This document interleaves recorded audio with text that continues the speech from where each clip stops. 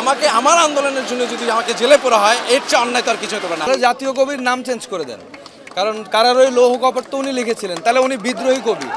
মুখের মধ্যে যদি চাপ দিয়ে ধরে এটা খুব দুঃখজনক। র্যাপার হান্নানকে গ্রেফতার করা হয়েছে গত 25 জুলাই এবং দুদিনের রিমান্ডেও তাকে নেওয়া হয়েছে। তিনি একটি গান করেছিলেন আওয়াজ উঠা বর্তমান পরিস্থিতি নিয়ে। তো এই যে একজন শিল্পী, আপনিও একজন শিল্পী, একজন শিল্পীকে যদি ঠিকভাবে লিখতে না দেওয়া হয়, সুরেও যদি বাধা দেওয়া হয়, আসলে কি হবে? তাহলে জাতীয় কবির নাম চেঞ্জ করে দেন, কারণ কারারই লৌহ কপট তো উনি লিখেছিলেন, তাহলে উনি বিদ্রোহী কবি, ওনাকে এদেশে ব্যান করে দেন।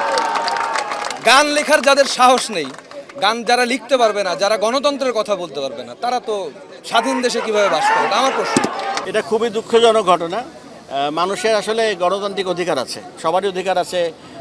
একটা সিস্টেমের বিরুদ্ধে কথা বলা যে আমি রাজাকার হয়ে গেলাম তা না। সিস্টেমের বিরুদ্ধে কথা বলার রাইট আমার অবশ্যই আছে। এটা আমি যেই দলই করি আর না করি। আমি একজন বাংলাদেশের নাগরিক, স্বাধীন নাগরিক, এবং আমি বিশ্বাস করি প্রত্যেকটা মানুষের, আমি কেন শিল্পী কেন, যে কোনো মানুষেরই অধিকার আছে বলার, এবং সেই বলার মুখের মধ্যে যদি চাপ দিয়ে ধরে এটা খুব দুঃখজনক। আপনি গান গাইতে পারবেন না, আপনার মতো করে গান গাইতে পারবেন না, আপনি কবিতা বলতে পারবেন না, আপনি সিনেমা বানাতে পারবেন না, আপনি প্রতিবাদ করতে পারবেন না। প্রতিবাদ করলে আপনাকে ধরে নিয়ে যাওয়া হবে, আপনাকে রিমান্ডে নেওয়া হবে। এটা আমার ফান্ডামেন্টাল রাইট যে আমার অধিকার হরণ হলে আমি সেটার প্রতিবাদ করব, সেই অধিকারের জন্য আমি আন্দোলন করব।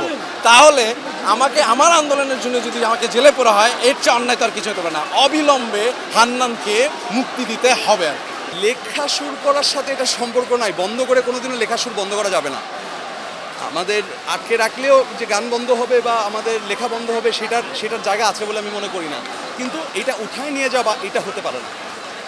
সো আমরা এই ভীতিতে যে লেখা গান গাও বন্ধ করে দেবো এরকম বলে আমরা একেবারেই মনে করি না।